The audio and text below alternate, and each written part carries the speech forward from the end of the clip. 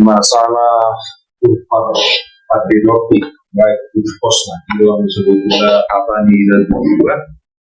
jadi sebetulnya menunjukkan watak daripada orang Batak ini filosofi yang sudah sangat tua seumuran dengan apa tahun filosofi yang sudah diciptakan oleh nenek moyang kita. Kalau saya melihat ini terjadi kata ini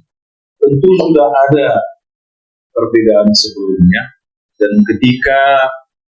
kata ini dikeluarkan kurva patriotik baik posna sudah ada titik temu di antara kemungkinan ada dua pihak yang berselisih namanya ada dua pihak itu adalah kata selalu dengan kebenarannya sendiri mungkin di semua suku